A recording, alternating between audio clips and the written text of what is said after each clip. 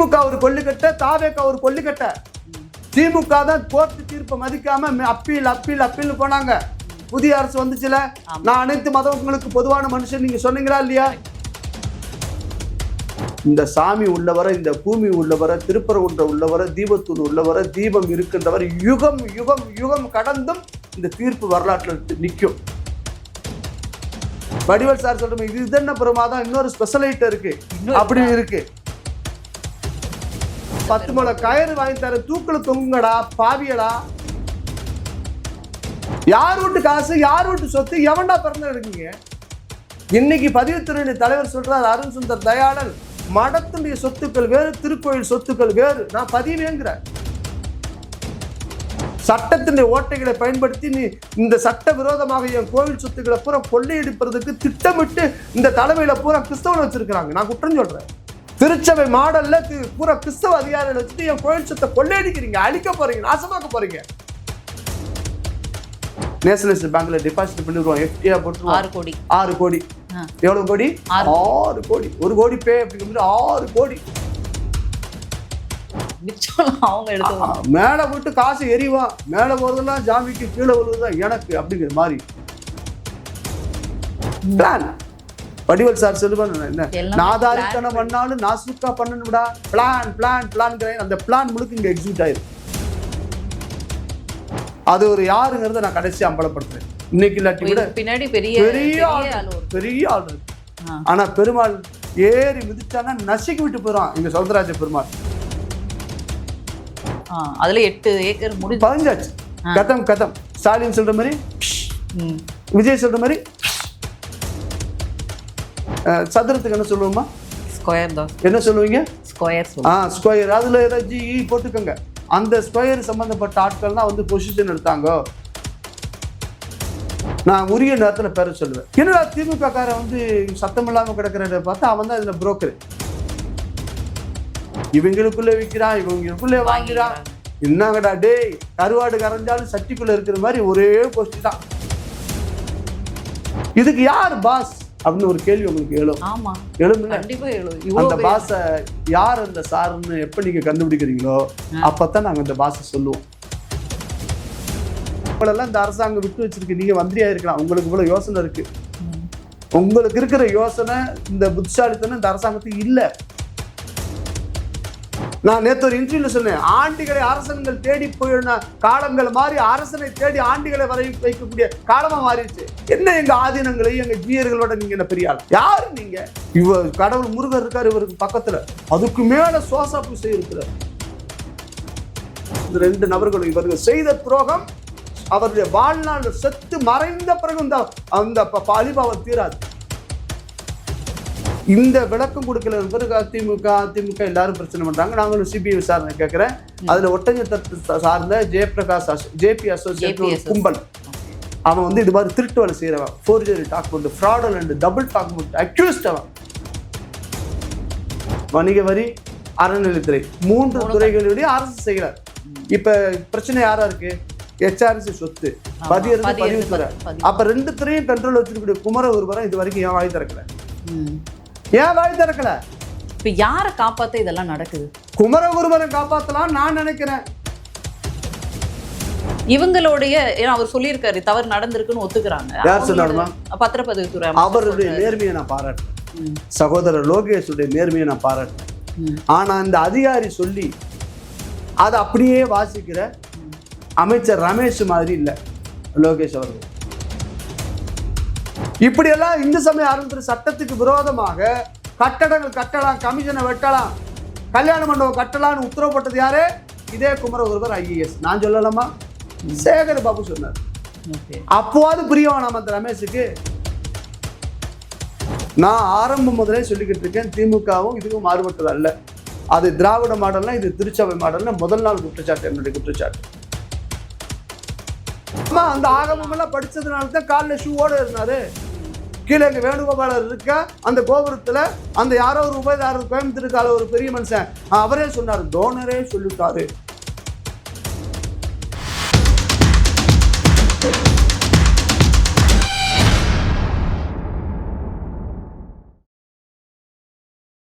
சுதேசி தமிழ் நேயர்களுக்கு வணக்கம். இன்றைய நமது சிறப்பு நேர்காணல்ல நம்ம பேச போற கெஸ்ட் யாரு அப்படின்னா இந்து தமிழர் கட்சியுடைய தலைவர் திரு ராம ரவிக்குமார் அவர்கள். அவரை வரவேற்போம். சார் வணக்கம். வணக்கம்.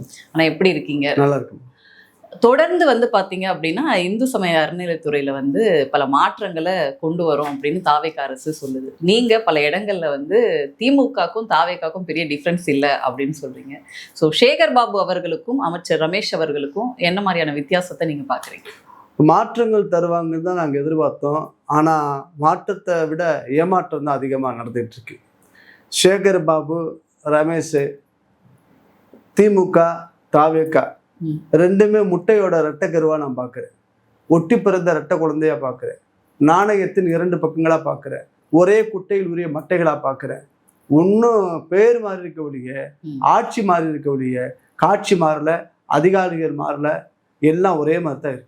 இப்போ தொடர்ந்து நம்ம திமுக அரசு இருந்த போது வச்ச குற்றச்சாட்டு என்ன அப்படின்னா ஊழல்லே பெருசா இருக்காங்க, நிலங்களை எடுத்து வித்துடுறாங்க, இல்லாட்டா நகைகளை உருக்குறாங்க இப்படின்ற விஷயங்கள் நம்ம சொல்லிட்டு இருந்தோம். இவங்க 90 நாட்கள், அதாவது 100 நாட்கள் நெருங்க போகுது. அந்த 100 நாள்ல பெரிய அளவுல மாற்றங்கள் பண்றதுன்றது சிரமம் தான். அதெல்லாம் தேடி பிடிச்சி பண்ணணும் அப்படிங்கிறது. பட் ஆனா சில இடங்கள்ல சொல்றாங்க இல்லையா, கோவில் ஆய்வுகள் பண்றதாக இருக்கட்டும், இதெல்லாம் பொறுத்துக்க மாட்டோம், ஊழல்லாம் பண்ண விட மாட்டோம் அப்படின்னு சொல்லிட்டு ரமேஷ் அவர்கள் சொல்றாரு. நீங்க வேணா அதுல சீனியரா இருக்கலாம், நான்லாம் இதெல்லாம் எனக்கு சீனியர் கிடையாது, இதெல்லாம் எனக்கு தெரியாது, நான் ஜூனியர் தான் இதுல அப்படிங்கிற மாதிரி பேசுறாரு இல்லையா? ஸோ அதை எப்படி பாக்குறீங்க? வாயில வடை சுடுறதுன்னு கேட்டிருப்போம். இவர் வடையில வாயை சுடுறாரு. யாரு? ரமேஷ். ஆட்சிக்கு 90 நாள் தான் ஆயிருக்கு. பெரிய அனுபவம் இல்லை. ஆனா கோயில் இடம் எது, இனாம் இடம் எது, ஒரு வழக்கு கோர்ட்டில் நிலுவையில் இருக்கும்போது கோயிலிடம் வேறு இனாம் இடம் வேறுன்னு சொல்லி நீதிமன்ற வழக்கு நீதித்துறைக்கு விரோதமாக இவரே முன்கூட்டியே நீதிபதி ஆயிடுறார். வழக்கு நீதிமன்றத்தில் இருக்கு. கரூர் விஷயத்துல நான் ஆட்சிக்கு வந்த 3வது நாள்ல இருந்து அந்த ஊர்ல விவசாயிகள், இந்த ஜோதிமணி போன்ற ஆட்கள் பார்த்தாங்கன்னு சொல்றாரு. ஒரு இனாம் இடம் என்பது ஒரு கோவில் சார்ந்த பணிகளுக்கு கொடுக்கப்பட்ட கொடைகள். பூக்கட்டி அந்த அவங்களுக்கு, பூசை பண்ணக்கூடியவங்களுக்கு, மேலே வாசிக்கக்கூடியவங்களுக்கு, இப்படி ஒவ்வொன்றும் அந்த அந்த கோவில் சார்ந்த வேலை செய்யக்கூடியவர்களுக்கு கொடுக்கப்பட்ட இடம். அதப்புறம் இன்னைக்கு என்குரோச்சர் ஆக்கிரமிப்பாளர் இருக்கக்கூடிய மனிதர்கள், கோயிலுக்கும் அதற்கு சம்பந்தம் இல்லாத மனிதர்கள் எப்படி பத்திரம் போட்டு அவன் வாழ்விடத்தை வச்சுக்கிட்டு அந்த சொத்துக்களை தனதாக்கி கூட வச்சுக்கின்ற பொழுது இவர் எப்படி முன்கூட்டியே நீதி சொன்னார்? ரமேஷ், நீங்க கரூர் விஷயத்துல 3000 ஏக்கரை நாங்க கொடுக்குறோம், கோயில் இடம் இல்லைன்னு எப்படி இவர் முடிவு செஞ்சார்? 90 நாள் தான் ஆயிருக்கு. புரியுதுங்களா? நான் கேட்டு சொல்றேன், பார்த்து சொல்றேன், நான் மற்றதெல்லாம் எஸ்கேப் ஆகுறாருல. கரூர் விஷயத்துல உங்களுக்கு என்ன அவ்வளவு அக்கறை? முதல் கேள்வி. ரெண்டாவது, எவ்வளவு இடங்கள் இருக்கு, எவ்வளவு கோவில் இருக்கு, எவ்வளவு சொத்துக்கள் இருக்கு, எவ்வளவு நகைகள் இருக்கு, எவ்வளவு இருப்புகள் இருக்குன்னு எந்த விவரமும் தெரியாம நான் இப்பதான் வந்திருக்கேன், கொஞ்சம் பார்த்து சொல்றேன் அப்படின்னு எஸ்கேப் ஆகக்கூடிய அமைச்சர் கரூர் விஷயத்துல மட்டும் நிலங்களை எடுத்து கொடுக்கறதுக்கு கோயிலுக்கு சம்பந்தம் இல்லைன்னு சொல்றதுக்கான பின்னணி என்ன? நான் ஆரம்பம் முதலே சொல்லிக்கிட்டு இருக்கேன், திமுகவும் இதுக்கும் மாறுபட்டது அல்ல. அது திராவிட மாடல்னா இது திருச்சபை மாடல்னா முதல் நாள் குற்றச்சாட்டு, என்னுடைய குற்றச்சாட்டு.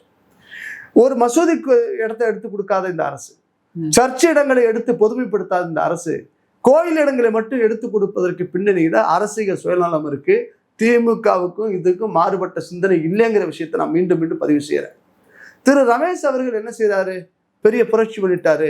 கோவிலுக்கெல்லாம் போனாரு, புளியோதரையை சாப்பிட்டு பார்த்தாரு, முறுக்கு, லட்டு, தேதி, ப்ரொடக்ஷன், அப்படி இப்படி அப்படின்னு பிரமாதம். மக்களோடு மக்களாக நின்று சாமி கும்பிட்டார் மந்திரி. ரைட்டுப்பா, அதெல்லாம் வரவேற்கிறேன். மக்களோட மக்கள் இருந்து சாமி ஒன்றும் தப்பு இல்லை. என்ன மாற்றத்தை தந்தீங்க நீங்க? அதிகாரிகள் சொல்றதை கேட்டுட்டு தினசரி 2 வீடியோ, போட்டோ, வீடியோன்னு போடுறதுதான் உங்களுக்கு வேலையா இருக்கு. நான் ஆரம்பம் முதலே இந்த அறநிலையத்துறைக்கும் இந்த வந்திருக்கக்கூடிய புதிய அரசுக்கும் பத்திரப்பதிவு துறையிலும் ஊழல் மணிந்திருக்கு நான் குற்றச்சாட்டு சொல்லிக்கிட்டு இருக்கேன். அவர் ஏதோ வந்தாரு, புதிய இளைய வயதினர், நம்மள மாதிரி சாதாரண வீட்டுக்குள்ள வந்துச்சுன்னு நான் பாராட்டினேன். ஆனால் அதிகாரத்திற்கு வந்த பிறகு அந்த அதிகாரத்துடைய மமதையானது மனதிலே ஏறிவிட்ட காரணத்தினால என்னவோ தெரியவில்லை, ஸ்ரீரங்கம் ரங்கநாதருடைய அந்த கிழக்கு கோபுரத்துல ஷூ காலோட ஏறுறாரு. ஆமா, பார்த்தோம். என்ன சொல்றாரு? அது தெரியாம ஏறிட்டேன்னு சொன்னா யாரு விட்டு போறோம், சரின்னு கடந்து போயிட போறோம். ஆனால் செய்த தவற நியாயப்படுத்தக்கூடிய ரொம்ப அதிபுத்திசாலி வேலை செய்யறாரு. ஏன்னா ஈவேர பேரன் அவர். பகுத்தறிவு காலையில 1/2 கிலோ, காலையில 1/4 கிலோ பகுத்தறிவு, மதியானம் 1/2 கிலோ பகுத்தறிவு, ராத்திரிக்கு 3/4 கிலோ பகுத்தறிவு சாப்பிடுவாரு. இல்ல அவரு வந்து ஒரு பிராமணரா இருக்காருன்னு அவர் மேல ஆமா, நீங்க ஏமா ஜாதி சாயம் பேசுறீங்க? நீங்க வீரமணி மாதிரி பேசாதீங்கம்மா. சாதியை ஒழிச்சுட்டா உங்க பெரியார் தான் சொன்னாரு, ஈரோட்டு கிழவன் அவர் தான் சாதி ஒழிச்சுட்டுன்னு சொன்னாரு. நீங்க என்ன பிராமண சாயம் பூசுறீங்க? அந்த ரமேஷ் பிராமண சாயமா பூசாதீங்க. ஏன்னா அவரே சொல்லலையே நான் பிராமணன். நேத்து Mariam Wilson I am born in Christian சொன்னாரா இல்லையா? நான் பைபிளை படிச்சேன்னு சொன்னாரா இல்லையா? அந்த மரியம் வில்சன் தன்னை கிறிஸ்தவனாக அடையாளப்படுத்திக் கொள்வதற்கு தயக்கம் இல்லாமல் துணிச்சலா சொல்லும் போது இந்த ரமேஷ் தன்னை இந்துன்னு சொன்னாரா? தன்னை பிராமணன் சொன்னாரா? அவரே பெரியாருக்கு பேரன், நான் பகுத்தறிவு சிங்கத்துக்கு பேரப்புள்ளன்னு சொல்லிட்டு இருக்கும் போது வீரமணிக்கு வளர்ப்பு வாரிசு மாதிரி நான் இருக்கிறேன்னு சொல்லிக்கிட்டு நீங்க என்ன பிராமண முத்திர உத்தரீங்க? அப்படியே பிராமணன் இருந்தா என்ன பிரச்சனை? இல்ல ஆகமங்கள்லாம் பின்பற்றல, ஓரளவுக்கு ஆகமெல்லாம் பின்பற்றி இந்த கோவில்களுக்கு தேவையானதெல்லாம் செய்வாரு. அதுக்கான கால அவகாசம். ஆமா, அந்த ஆகமம் எல்லாம் படிச்சதுனால தான் காலில் ஷூவோட இருந்தாரு. கீழே எங்க வேணுகோபாலர் இருக்க அந்த கோபுரத்துல அந்த யாரோ ஒரு உபயதாரர் கோயம்புத்தூருக்கால ஒரு பெரிய மனுஷன் அவரே சொன்னாரு, டோனரே சொல்லிட்டாரு, நீங்க ஆணி கல்லு புல்லு பூண்டெல்லாம் இருக்கு மேல வாங்கினாரு. டோனர்ல பெரியவரா? எங்க ரங்கநாதனோட பெரியவரா? காசு இருந்தா உன் காசு உனக்கு. அப்ப ரங்கநாதர் கோயில காசே இல்லையா? நீங்க அடுத்த டோனர்கிட்ட பிச்சை எடுக்கிற நிலைமை தான் இந்த அறநிலையத்துல வச்சிருக்கா? அறநிலையத்துல கோயில் செஞ்சிருக்க வேணாமா? அந்த டோனர் சொன்னாங்கன்னு காலில் செருப்பு போட்டு போறேன்னா உனக்கு கொஞ்சமாவது யோசிக்கிற தன்மை இருக்கா இல்லையா? நான் இந்த விஷயத்தை நான் காம்ப்ரமைஸ் ஆக மாட்டேன். செய்த தவறுக்கு சேஃப்டி மெஷர்மெண்டா பார்க்கணும். எங்கள் மீது குற்றம் சொல்பவர்கள் பகுத்தறிவு என்ன பகுத்தறிவு? நீ என்ன எங்களுக்கு உபதேசம்? பகுத்தறிவு உபதேசம்? அந்த உபதேசம் வேற எங்கேயோ போய் வச்சுக்கணும். இந்த பகுத்தறிவு இந்து அறநிலையத்துறை அமைச்சராக இருக்கக்கூடிய நபர் பேசுறாருன்னா போய் தீக்காவல சேர்ந்துக்க. மரியம் வில்சன் தன்னை கிறிஸ்தவன் சொல்லும் போது நீ ஏன் இந்துன்னு சொல்ல? சரி, இதே அமைச்சர் விவசாய மந்திரி இதே அந்த திருச்சாவை மாடல்ல இருக்க ரஞ்சித், அவர் திருப்பதிக்கு போய் அந்த பட்ஜெட் வச்சார்லமா, இதுல என்னமா உங்களுக்கு குத்தம்? ஆனா உடனே சூனா வெங்கடேசன், மதுரையில சூனா வெங்கடேசன் அரசினுடைய சாசனத்தை அரசுடைய அறிக்கை அதுல ஒரு கன்ஃபியூஷன் பாக்குறீங்களா? ஏன்னா ஒரு பக்கம் வந்து கோவில்ல போய் இப்ப நீங்க புசியானந்த அவர்கள்லாம் வந்து இதெல்லாம் பண்றாங்க, அப்ப அவங்களுக்கு தேவையானதை பண்ணிக்கிறாங்க. இது வரவேற்க வேண்டிய விஷயம் இல்லை. அவருக்கு பிடிச்சிருக்கு, அவர் நம்புறாரு, அதனால போய் திருப்பதியில போய் அந்த பட்ஜெட்டை வச்சுட்டு வர்றாரு. தப்பு இல்லைங்க. என்னங்க தப்பு? நீ இங்க மரியம் வில்சன் பட்ஜெட் வாசிக்கும் போது பைபிள் பிதாசுதன் பரிசுத்தாவின் சிலுவக்குறி போடுற, ஜபமாலை வச்சுக்கிட்டு போற, தன்னை கிறிஸ்தவன் அடையாளப்படுத்துகிற, அன்பு மொழி இஸ்லாம் அந்த கிறிஸ்தவன் தான் சொல்லுதுன்னு சொல்ற, அவனுக்கு இருக்க அந்த மனிதனுக்கு இருக்கக்கூடிய துணிச்சல் நேர்மை ஏன் ஒரு இந்துவா இருக்கிறவனுக்கு இல்ல? ஏன் இந்த ரஞ்சித் அமைச்சர் திருப்பதிக்கு போய் அங்க போய் வச்சா என்ன குத்தம்? திருப்பதி உங்களுக்கு லட்டு கசக்குது, திருச்சபை இனிக்குதா? பைபிள் இனிக்குதா? ஜபமாலை இனிக்குதா? இந்த அறநிலையத்துறை அமைச்சர் நடிக்கிறதுல கில்லாடி. அவராது வந்து திமுக இருந்தாலும் கூட கொஞ்சம் கடவுள் மறுப்பு இருந்தாலும் கூட தன்னை பக்தனாக இவங்களை விட அவங்க சிறந்தவங்க. நான் தான் சொல்லிட்டேன், ஒட்டி பிறந்த ரெட்டை குழந்தை முட்டையில ரெட்டக்கரு நாணயத்தின் 2 பக்கம் வேறு விட்டது கிடையாது. அறங்காவலர்கள் நியமனம் அப்படிங்கிறது நடந்திருக்கு. ஸோ இதுல வந்து அர்ச்சனா கல்பாத்தி ப்ரொடியூசருக்கு வந்து போஸ்டிங் கொடுத்துருக்காங்க அப்படிங்கிறது ஒரு பெரிய விமர்சனமா பார்க்கப்படுது. அவர் என்ன சொல்றாருன்னா, அவங்க பல கோவில்களுக்கு கொடை செஞ்சிருக்காங்க, 10க்கும் மேற்பட்ட கோவிலுக்கு செஞ்சிருக்காங்க, அதனால அந்த நியமத்தை அப்படி பார்க்காதீங்க, ஒரு வேற ஒரு முகம் இருக்கு அப்படின்னு அமைச்சர் சொல்றாரு. இவருக்கு தாம தெரியும் 6 முகம் 7 முகம் 8 முகம் 10 முகம், நம்மளுக்கு எல்லாம் எந்த முகம் தெரியாது.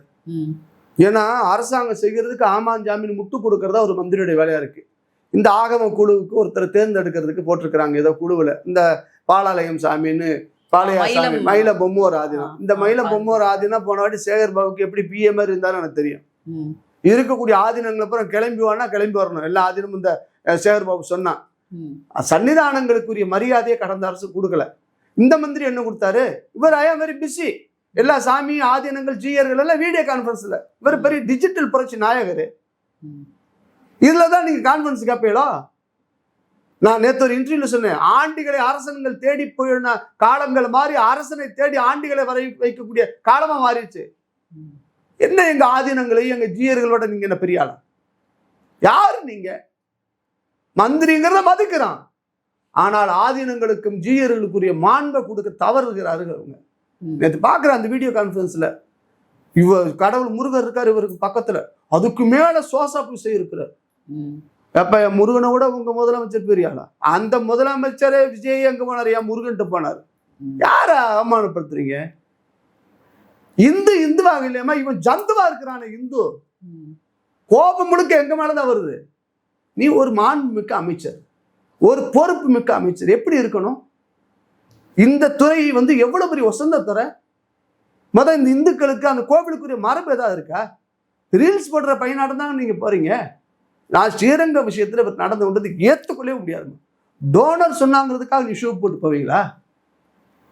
ஏன் டோனர் காசை வாங்கித்தான் ஸ்ரீரங்க கோபுரத்தை நீங்க செய்யணுங்கிற நிலைமை இருக்கா? ஏன் ரெங்கநாத சாமி உலக கோடீஸ்வரன் அவன்கிட்ட காசு இல்லையா? என்னங்க சார், அப்ப அரசாங்கம் எதுக்கு தான் இருக்கீங்க நீங்க? ரமேஷ் அதெல்லாம் அவர் ஒரு நடிக்கிறார், அப்படிதான் நான் என்னுடைய பார்வை. இந்த நியமனங்களை எப்படி பாக்குறீங்க? இந்த நியமனத்தை நான் சொல்றேன், இந்த நியமனத்தை எப்படி பார்க்க. இப்ப நீங்க இருக்கீங்க, தம்பி கேமராமேன் இருக்காங்க, இவங்க இருக்காங்க. இப்ப விஜய் சார் படம் எடுத்த போது அந்த படத்துக்கு தயாரிச்சவர் அவருக்கு பர்சனல் செக்ரட்டரியா போயிட்டாரு. இன்னொருத்தர் கேமரா கரூர் ஷூட்டிங் எல்லாம் எடுத்தவர் அவர் ஏதோ சினிமா அந்த ஃபில்ம் அந்த இதுக்கு அந்த இன்ஸ்டிடியூட் தலைவர் ஆயிட்டாரு. இப்ப இந்த அம்மா வந்து ஏதோ படத்துக்கெல்லாம் ப்ரொடியூஸ் பண்ணிருக்காங்களோ அதுக்கு என்ன சொல்றாரு, அந்த கல்பாத்தி அகோரம் அந்த அம்மாவுக்கு இன்னொரு முகம் இருக்கு, அவங்க தாத்தா இந்த கோயிலுக்கு கொடை செஞ்சாரு, கொடை செய்யட்டும். நீ கொடை செய்யும் போது என்ன எழுதி வாங்குறீங்க? இந்த நீங்கள் செய்யக்கூடிய திருப்பணி என்பது இதை வச்சு எந்த விதமான முன்னுரிமையும் கோர மாட்டோம்னு எழுதி வாங்குறீங்க நீங்க. நான் ஒரு கோயில் டோனர் இது வரைக்கும் வேலை தொடங்கல, வேணும்னு தான் வச்சிருக்கேன்.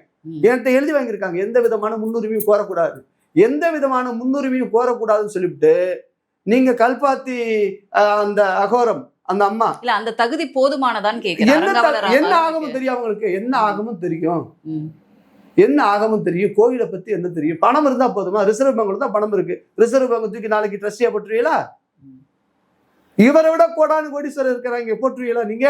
இங்க பக்திக்கானது இல்ல, படத்துக்கானது, பணத்துக்கானது. தனக்கு யாராவது சூட்டி பண்ணி கொடுத்தவன் உதவியானவங்களை பூரா எல்லாத்தையும் போடுறாங்க. இப்ப எங்க அண்ணன் வேல்முருகன் பாடகர், நாட்டுப்புற நம்மள மாதிரி ஒரு மக்கள்ல ஒருத்தரா இருக்கக்கூடியவர். அவர் டக்குன்னு விஜய்க்கு ஒரு பாட்டு பாடிச்சு, வாப்பா நீ ஒரு மெம்பர். போன வாட்டி எங்க அக்கா தேசமங்கேற்கரசி மாதிரி இந்த ஆட்சிக்கு ஒரு தேசமங்கேற்கரசி, அந்த அம்மா என்னமோ சுமதின்றது பேர் சொல்றாங்க, யாரும் தெரியல, அந்த ஸ்ரீ எதுன்னு தெரியல நம்மளுக்கு. இந்த அரசியல ஒரு புரியாத அரசியலுமா? அந்த ஆட்சிக்கு ஒரு தேசமங்கேற்கரசி, இந்த ஆட்சிக்கு இந்த அக்கா. பூரா கடவுளை சொல்லுதோ இல்லையோ இந்த விஜய் அரசாங்கத்தை அவ்வளவு புகழ்ந்து பழமுதிர்ச்சியோட கும்பாபிஷேகத்துல மாற்றங்கள் வந்து விட்டது. முருக கடவுள் எம்மா தாயி, உங்களுக்கு பதவி வேணும்னா எதுக்கு இந்த அரசியலை துதிவாடிக்கிட்டு இருக்கீங்க? இந்த குழு தான் இப்படின்னு சொன்னா, இந்த ஆகமங்களை ஆய்வு செய்யறதுக்குன்னு ஒரு 2 பேரை போட்டிருக்காங்க. எங்க பிள்ளையார் வெட்டி பிச்சை குருக்கள், இந்த ராசா பட்டர்னு திருப்பரங்குன்ற ஒரு மனுஷன், திருப்பரங்குன்றம் தீபம் விஷயத்தில் நாங்களோ எங்கள் முன்னோர்களோ தீபம் ஏற்றியது இல்லைன்னு சொன்ன ஒரு மனுஷன், தற்காவுக்கு ஆதரவாக செயல்பட்ட மனுஷன் ராஜா பற்று. இவங்களை கூப்பிட்டு வந்து ஆகமத்தெல்லாம் ஆய்வு பண்ணணும். இந்த 2 ஆளுகளை தவிர்த்து தமிழ்நாட்டில் வேற எவருக்கும் எந்த தகுதியும் கிடையாதா? இவங்க 2 பேருமே கும்பாபிஷேக கான்ட்ராக்டர். தமிழ்நாட்டில் நடக்கக்கூடிய அறநிலையத்துறை கோவில்ல கும்பாபிஷேகத்துக்கு ஒப்பந்தம், எப்படி ரோடு கான்ட்ராக்டர் மாதிரி இந்த ராசாப்பட்டரும் பிள்ளையார் வெட்டி இந்த நபரும் பிச்சை குருக்களும் கும்பாபிஷேக ஒப்பந்ததாரர்கள். இவங்களை கூப்பிட்டு வந்துட்டு நீ என்ன ஆகமத்தை பற்றி பேச போற? அதான் திமுக ஆட்சியில போய் முட்டு கொடுத்த ஆளுக தானே இவங்க. திருப்பரங்குன்றத்துல சர்டிபிகேட் கொடுத்த ஆளுங்க இந்த ஆளுங்க. இந்த 2 நபர்களும் இவர்கள் செய்த துரோகம் அவருடைய வாழ்நாள் செத்து மறைந்த பிறகு அந்த அலிபாவம் தீராது. இல்ல இந்த திருப்பரங்குன்ற விவகாரத்துல தாவேக அரசோட நிலைப்பாடு என்ன? அவங்க வாயவே திறக்கல. தாவேக அரசு அம்மா நான் தான் சொல்றேனே சகோதரி, நீங்க புரிஞ்சுக்கங்க. இவனும் அவனும் மாறுனது கொல்லிக்கட்டுல எந்த கட்ட நல்ல கட்ட? திமுக ஒரு கொல்லிக்கட்ட, தாவேக ஒரு கொல்லிக்கட்ட. திமுக தான் கோர்ட்டு தீர்ப்பை மதிக்காம அப்பீல் போனாங்க. புதிய அரசு வந்துச்சுல, நான் அனைத்து மதங்களுக்கு பொதுவான மனுஷன் நீங்க சொன்னீங்களா இல்லையா? திருப்பரங்குன்றத்தில் தீபம் ஏத்துறதுல நிர்மல்குமாருக்கு என்ன பிரச்சனை? சட்டமன்ற அந்த சட்டத்துறை மந்திரி 2 ஆண்டுகளுக்கு முன்பு எப்படி இருந்ததோ, 10 ஆண்டுகளுக்கு முன்பு எப்படி இருந்ததோ அதே நடைமுறையை தான் தொடரும் சொன்னா ஒரு சட்ட மந்திரி பேசுற பேச்சா? உச்ச நீதிமன்றத்துக்கு நான் மேல்முறையீடுக்கு போயிட்டோம், கேவிட் போட்டு போயாச்சு. தமிழ்நாடு அரசு அப்பீலுக்கு வந்துச்சு, தடை கேட்டாங்க. விஜய் பாணியில் சொல்லணும்னா நறுக்குன்னு குட்டி பய அப்படின்னு தமிழ்நாடு அரசாங்கம் திருப்பி அனுப்பிச்சு தடை கொடுக்க முடியாதுன்னு சொல்லிருச்சு. 2 மாசம் கிட்டத்தட்ட 8 வாரங்கள் கழிச்சு அவகாசம் கொடுத்துருக்கு. அதான் இந்த சர்வே வந்து ஆமா சர்வே எல்லாம் இல்ல, உங்களுக்கு தடை கிடையாது, அடுத்து எல்லாருக்கும் நோட்டீஸ் இஷ்யூ பண்ணுங்க, அவங்க தரப்பு வாதத்தை கேட்டுட்டு தீர்ப்பு சொல்லுவாங்க. நாங்க நம்புறோம், நல்ல தீர்ப்பு வரும், உறுதியாக நம்புகிறோம். தனிநீதி அரசுடைய உத்தரவு முதல்ல உறுதிப்படுத்தப்பட்டது, 2 நீதிபதிகளால் அது மீண்டும் உறுதிப்படுத்தப்பட்டது. இதை சுப்ரீம் கோர்ட்டு கொண்டு போயிருக்கிறாங்க. உள்ளூர்ல அடி வாங்கினது பத்தாதுன்னு டெல்லியில இருந்து அடி வாங்கினாதான் இவங்க திருந்துவாங்க. இல்ல பொதுவாவே இந்த மாதிரியான கோவில் சமாச்சாரங்களுக்கு நம்ம வந்து உச்சநீதிமன்றம் வரைக்கும் போய் தான் அதோடைய வெற்றியை கொண்டு வந்து இவங்க கிட்ட மறுபடியும் மேல்முறையீடு அப்படிங்கறது செய்யறாங்க. அதுக்குள்ள ஏதாச்சும் ஒரு லூப் ஹோல் இருக்கான்னு கண்டுபிடிக்கிறாங்க. இந்த தீர்ப்பு ஒரு வரலாற்று தீர்ப்பா அமையும். இந்த தீர்ப்பு நான் ரொம்ப பெருமையா நினைக்கிறேன். நான் போராட்டத்துல ரொம்ப சந்தோஷமா போராடுறேன். நான்கிற அகந்தையோடு சொல்லல. முருகப்பெருமான் என்ன கைக்கருவியாக்கி செயல்படுறான். ஏன் உச்ச நீதிமன்றம் வரைக்கும் போகுது அப்படின்னா, இந்த தீர்ப்பானது உறுதிப்படுத்தப்படும். இந்த சாமி உள்ளவரை, இந்த பூமி உள்ளவரை, திருப்பரங்குன்ற உள்ளவரை, தீபத்தூள் உள்ளவரை, தீபம் இருக்கின்றவர் யுகம் யுகம் யுகம் கடந்தும் இந்த தீர்ப்பு வரலாற்றில் நிற்கும். அதுக்காக உச்ச நீதிமன்றம் போது அதை நான் பாசிட்டிவா பாக்குறேன். இந்த போராட்டத்துல என்ன மாதிரியான தடங்கள் வருது? தடங்கள் எல்லாம் சுற்றி நில்லாத எப்போ பகையை துள்ளி வருகுதுன்னு என் முருகன் இருக்கான், என் வேல் இருக்கான், தூள் தூளாகிட்டு போறோம். முருகன் தூள் தூளாகிட்டு போறோம். அடுத்து இந்த பழனி கோவில் நில மோசடி இருக்கு இல்லைங்களா? அந்த பழனி தண்டாயுதபாணி மடத்துக்கு சொந்தமான இடத்த வந்து விற்க முயற்சி பண்ணாங்க. அதுக்கு தடைகள் கூறப்பட்டு அதுல வந்து ஒரு அட்வொகேட் அன்வருதீன் அப்படிங்கிறவரு மரணம் அடைஞ்சிருக்காரு. அதுல சந்தேகம் இருக்கு அப்படின்னு சொல்றாங்க. இன்னொருத்தர் வந்து ஐசியூல இருக்காரு, ஜஸ்டின் மணிகண்டன் அப்படிங்கிறவர். இந்த கேஸ்ல என்ன நடக்குது? ஏன்னா இந்த நிலத்தை ஏற்கனவே இருந்த ஹெச்ஆர்என்சி வந்து தடுத்து அதுக்கு வந்து பார்க்கிங்கா உருவாக்குன பிறகும் இது மாதிரியான பட்டா போட்டு விற்கிறாங்க அப்படின்னா இதுக்கு பின்னாடி என்ன கும்பல் இருக்காங்க? 1888 குப்புசாமி மணியகாரன் ஒரு மனிதர் வண்ணச்சரபன் தண்டபாணி சுவாமிக்குன்னு 1 ஏக்கர் 40 சென்ட் பழனியில கொடுக்குறார். இன்னைக்கு அதனுடைய மதிப்பு, சந்தை மதிப்பு சுமார் 100-110 கோடி. 1 ஏக்கர் சென்ட்ல உள்ளது. இன்னைக்கு 6500 ரூபா பெர் ஸ்கொயர் ஃபீட் வருது. அவர் உருவாக்கிய பிறகு அந்த அறங்காவலர்களாக இருந்தவங்களுக்குள்ள சில சாமி வெளியில் போயிடுறாங்க. அப்புறம் அந்த இன்சார்ஜ் வர்றாங்க. அதன் பெயரில் சில கடன் வாங்குறாங்க. வம்பு வழக்கு, கோர்ட்டு கேஸ் எல்லாம் ஒரு ஓடுது. இது அதனுடைய ப்ரீவியஸ் ஹிஸ்ட்ரி. இந்த வழக்கை வந்து ஹெச்ஆர்என்சி பழனி கோயில் திருக்கோயில் தண்டவாணி தேவஸ்தான நிர்வாகம் வந்து கேஸ் போட்டு அவங்கள்ட்ட இருந்து பொசிஷன் எடுக்கிறாங்க. 2025 அந்த ஆவினன்குடி கும்பாபிஷேக சமயத்துல செப்டம்பர்ல நடக்குது. ஆமா, 2000 கடந்த திராவிட மாடல்ல கும்பாபிஷேகம் 25 எடுத்த பிறகு ஃபிட் பர்சனா அங்க இருக்கக்கூடிய ஜாயின்ட் கமிஷனர் மாரிமுத்த நியமனம் பண்றாங்க. இது பெரிய கதை, ஆனா சுருக்கமா நான் சொல்லிடுறேன். நியமனம் பண்ண பிறகு கார் பார்க்கிங்கா இருக்கு. ஆனா மடத்துடைய நோக்கம் என்ன? அங்க முருகனுக்கு ஒரு கோவில் இருக்கணும், வழிபாடு இருக்கணும், வேல் வழிபாடு செய்யணும், வரக்கூடிய பக்தர்கள் தங்குறதுக்கு உதவியா இருக்கணும், அன்னதானம் போடணும். இதுதான் அதனுடைய நோக்கம், அறநோக்கம். சாசனம் அதான் 888 சாசனம்.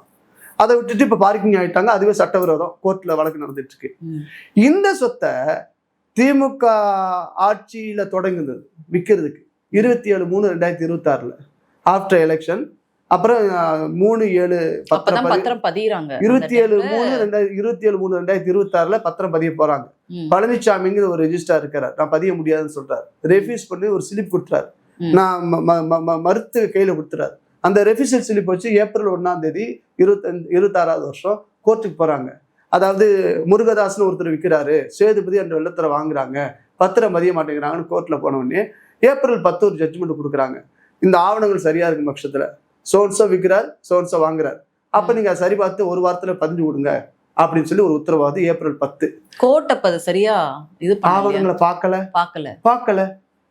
அதை பார்ட்டியா சேர்க்க வேண்டிய அந்த மடத்துடைய நிர்வாகம் ஃபிட் பர்சன் அந்த மிஸ்டர் மாரிமுத்து ஜாயின்ட் கமிஷனர் சேர்க்கவே இல்லை. தண்டபாணி சாமி மடத்துக்கு அவர் தான் தக்காரா இருக்காரு. அவரை சேர்க்கவே இல்லை, பார்ட்டியா சேர்க்கல. ஏ விற்கிறார், பி அண்ட் சி வாங்குறான். இவ்வளவுதான். ஆவணத்தை பார்த்தோன்னா அதை வந்து 1 வாரத்துக்குள்ள ஏப்ரல் 10 ஜட்ஜ்மெண்ட் வருது. 1 வாரத்துல பதிக்குன்னு சொல்றாங்க, பதியல. தேர்தல் வருது. தேர்தல் வந்த பிறகு 3/7/2026 பதிய தொடங்குறாங்க இந்த சொத்தை. அப்போ வந்து பாலசுந்தர்னு ஒரு பதிவாளர் பதிஞ்சு பெண்டிங் வைக்கிறார் வெள்ளிக்கிழமை. இதுக்கு பிட்வீன் கேப்ல என்ன நடக்குதுன்னா 25/6/2026 ஏற்கனவே அந்த வேணாம் நான் ரிஜெக்ட் பண்ணார்ல பழனிசாமி அந்த சார் பதிவர், அவர் வந்து ஒரு லெட்டர் எழுதுறாரு. யாருக்கு எழுதுறாரு? ஃபிட் பர்சன் மிஸ்டர் மாரிமுத்துவுக்கு, இந்த கோவில் இந்த இடத்தினுடைய தக்காருக்கு. இந்த மாதிரி ஏப்ரல் மாதம் 10ஆம் தேதி இந்த சொத்தை விற்கிறதுக்கு தீர்ப்பு கொடுத்துருக்கு. இந்த நம்பர் கோர்ட்டு தீர்ப்பு.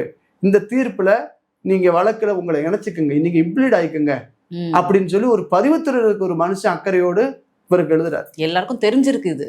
அதாவதுங்க பதிவாளருக்கு தெரியுது, உனக்கு பொறுப்பாளி உனக்கு ஏன் தெரியலங்கிற கேள்வி இருக்கு. நீங்க ஏப்ரல் 10 கொடுத்தது 1 வாரம்னா பாத்துக்கங்க, அதுக்கு மேல பதிவுறதுக்கு செல்லாது அது. ஆனாலும் கூட அதை முயற்சிக்கிறாங்கன்னு ஒரு மனுஷன் சொல்றாரு. ஒவ்வொரு பதிவாளர் சொல்ல கேட்டு 30ஆம் தேதி ஒரு கடிதம் எழுதுறாரு. இந்த நாங்க வழக்குக்கு போறதுக்கு முயற்சிக்கிறாங்க. இதுக்கு இடையில 3ஆம் தேதி பதியறதுக்கு தொடங்கினாங்க. இவர் 2/7/2026 ஒரு கடிதம் எழுதுறாரு உள்ளூர் சார் பதிவாளருக்கு. இந்த மாதிரி இந்த சொத்துக்கள் எல்லாம் பதியக்கூடாது, இத்தனை பிரச்சனைகள்லாம் இருக்குன்னு சொல்லி பழைய ப்ரீவியஸ் ஹிஸ்டரி எல்லாம் எழுதி கொடுக்குறாரு. இவர் 2ஆம் தேதி கொடுக்குறாராமா, இவர் 3ஆம் தேதி பதிய தொடங்குறாராமா. திரும்ப 6ஆம் தேதி 6/7/2026 ஜஸ்டின் மணிகண்டன் பதிஞ்சிடறார். இது எப்படின்னா, நான் அடிக்கிற மாதிரி அடிப்பனா, நீ ஆடுற மாதிரி ஆடுவியா, நீங்க இப்படி பண்ண, நான் அப்படி பண்ண அப்படின்னு சொல்லி ரெக்கார்டை கிரியேட் பண்றாங்க. 2ஆம் தேதி அப்ஜெக்ஷன் தெரிவிச்சக்கூடிய இந்த மனுஷன் பிரஸ் ரிலீஸ் கொடுத்துருக்கலாம். இடையில ஒரு வாரம் வந்து பழனியை பத்தி பெருசா பேசுறாங்க. 100 கோடிக்கு உண்டியல் வருமானம், பஞ்சாமிர்த விற்பனை 60 கோடி, இவ்வளவு கோடிக்கு நாங்க நலத்திட்டம் செஞ்சுட்டோம். பூரா டைவர்சன், பூரா டேக் டைவர்சன் மாதிரி நம்மளை கவன சிதறடிச்சாங்க. அதுக்கு காரணம் அங்க இருந்த ஜேசி இப்ப வந்து கூடுதல் ஆணையரா பதவியா இருக்கிறார். 6ஆம் தேதி பத்திரம் பதிஞ்சிட்டான். 7, 8, 9, 10. 10ஆம் தேதி ஒரு கடிதம் எழுதுறாரு மாரிமுத்து. யாருக்கு? பதிவுத்துறை தலைவருக்கு, டிஐஜிக்கு அடுத்தடுத்துல எழுதுறாரு. இதுல என்ன நடக்குதுன்னா, 3ஆம் தேதி இங்க பத்திரம் பதிகிறாங்க. பத்திரம் பதிகிற அன்னைக்கு அவருக்கு ஆணையர்ல ஜாயிண்ட் கமிஷனர் வந்து கூடுதல் ஆணையரா பதவி உயர்வு. 6ஆம் தேதி பதிஞ்சு முடிச்சாச்சு. அப்பயாவது நீ கோர்ட்டுக்கு போயிருக்கணும்ல. 9ஆம் தேதி இவருக்கு ஜீவோ கன்ஃபார்ம் ஆகுது. அரசாணை இவர் கூடுதல் ஆணையர் உறுதிப்படுத்த பிறகு 10ஆம் தேதி எழுதுறாரு. அது வரைக்கும் வெயிட் அது எவ்வளவு கிலோன்னு தெரியாது, எவ்வளவுன்னு தெரியாது, வெயிட் பண்ணிட்டார். இந்த விஷயம் எனக்கு 10ஆம் தேதி கவனத்துக்கு வரும். 11ஆம் தேதி பிரஸ் மீட் நடத்தி எனக்கு முடிகாணிக்க செலுத்தி பழனியாண்டவனுக்கு மொட்டை போட்டாங்கடான்னு அடிச்சு விடுறேன். இன்னார் வித்துருக்கா, இன்னார் வாங்கியிருக்கான்னு சொல்லி. அதுக்கப்புறம் தான் இந்த விஷயம் பூதாகரமாகுது. 12ஆம் தேதிக்கு அப்புறம் தான் இது. ஆமா, நான் மிஸ்டர் மாரிமுத்துக்கு என் கவனத்துக்கு வந்த உடனே நான் கேட்கிறேன், சார் இந்த மாதிரி ஒரு செய்தி சொல்றாங்களே அப்படின்னா, அது தெரியல எங்க வார்த்தை. அந்த மனுஷன் தெரியல அப்படின்னாரு. என்கிட்ட சொன்னார். நான் போய் மாரிமுத்து எனக்கு மதிப்பிற்குரியவர் தான், ஆனால் என்கிட்ட பொய் சொன்னார். அவங்க இப்படி நடந்திருக்கு வச்சிருக்குன்னு சொல்லி நான் கடந்து போயிருப்பேன். நீ பொய் சொன்ன, அதனால பிரச்சனையை கிளப்பினேன். 11 இந்த தேதி பிரச்சனை கிளப்புறோம், இந்த விஷயம் வெளியில வருது. அதுக்கப்புறம் எந்த விளக்கமும் கொடுக்கல. இந்த விளக்கம் கொடுக்கல பிறகு அதிமுக எல்லாரும் பிரச்சனை பண்றாங்க. நாங்களும் சிபிஐ விசாரணை கேட்கிறேன். அதுல ஒட்டஞ்சத்திரத்தை சார்ந்த ஜெயபிரகாஷ் ஜேபி அசோசியேட் கும்பல், அவன் வந்து இது மாதிரி திருட்டு வேலை செய்யறவன், forgery document, fraudulent, double document accused அவன் தான் இந்த டாக்குமெண்ட் ரெடி பண்றான். அவன்கிட்ட சிவகுமார்னு ஒரு வழக்கறிஞர் இருக்கிறார். அந்த மனிதர் தான் டாக்குமெண்ட் ப்ரிப்பரேஷன் கையெழுத்து போட்டிருக்கிறார். அதுல யாரெல்லாம் விட்னஸ் போட்டா எல்லாமே நான் உரிய விளக்கத்தை நான் அந்த தபால் மூலமா கொடுத்தாச்சு, பல பேட்டிகளையும் கொடுத்தாச்சு. இது ஒரு சப்ஜெக்ட். இந்த முடிஞ்சு அதுல அக்யூஸ்ட் அரெஸ்ட் பண்ணி சிபிசிஐடிக்கு போய் இவர் அமைச்சர் 4 பேரை அரெஸ்ட் பண்ணாங்க. ஜஸ்டின் மணிகண்டன் கூப்பிட்டாங்க. அவர் பெயில் மூவ் பண்ணாரு. அவருக்கு இந்த நாட் அரெஸ்ட்னு கொடுத்தாங்க, கைது பண்ண கூடாதுன்னு சொன்னாங்க. சசிகலான்னு ஒரு டிஆர் வந்து சஸ்பெண்ட்ல வச்சிருக்காங்க. இதுல என்ன பியூட்டின்னா, 27/3 மார்ச்ல யாரெல்லாம் அதிகாரிகள் இருந்தாங்களோ, மதுரை மண்டலத்துக்கு டிஐஜி ஆனந்த்னு ஒரு மனுஷன், சசிகலான்னு டிஸ்ட்ரிக்ட் ரெஜிஸ்ட்ரார், அதுக்கப்புறம் இந்த ஜஸ்டின் மணிகண்டன், பாலசந்தர், இவங்க இந்த ஆஃப்டர் எலெக்ஷன் என்ன நடக்குது, இதே ஆனந்த் டிஐஜி மதுரை, இதே சசிகலா இருந்துச்சு சஸ்பெண்ட் ஆன பிறகு ஏஐஜி மகேஷ்னு ஒரு மனுஷனை கொண்டு வராங்க. இவங்களுக்கெல்லாம் பாஸ் ஒரு ஆள் இருக்கிறார். யாரு அப்படின்னா, பிஏ ஜெனரல்னு ஒரு மனுஷன் அருள் சாமின்னு Vellore DIG transfer to PA general. அந்த ஆனந்த் இந்த அருள்சாமி டிகிரி தோஸ்து. நீங்க சாதாரண ஒரு பத்திரப்பதிவு அவ்வளவு சின்ன பத்திரம்னா பதிய முடியாது. மேல இருந்து அங்க மெசேஜ் வரணும், இல்லாத குறிச்சொல் வந்தாதான் காந்தி சிரிச்சா அங்க கம்ப்யூட்டர் வேலை செய்யும். அப்படி நடக்கும். இதுக்கு அருண் சுந்தர் தயாளன்னு ஒரு ஐஜி இருக்காருங்க, பதிவுத்துறையுடைய தலைவர். இந்த மனுஷன் இருக்கிறாருங்க. அதுக்கு மேல ஒரு ஆள் இருக்கிறாரு, குமரகுருபரன் ஐஏஎஸ். இவர் யாரு? பதிவுத்துறையில ஏற்கனவே இருந்த மனுஷன், பொறுப்பா ஹெச்ஆர்சிக்கு கமிஷனரா இருந்த மனுஷன். இப்ப பதிவுத்துறை, வணிக வரி, அறநிலைத்துறை 3 துறைகளுடைய அரசு செய்கிறார். இப்ப பிரச்சனை யாரா இருக்கு? ஹெச்ஆர்சி சொத்து, பதிவுத்துறை. அப்ப 2 துறையும் கண்ட்ரோல் வச்சிருக்கக்கூடிய குமரகுருபரன் இது வரைக்கும் ஏன் வாய் திறக்கல? ஏன் வாய் திறக்கல?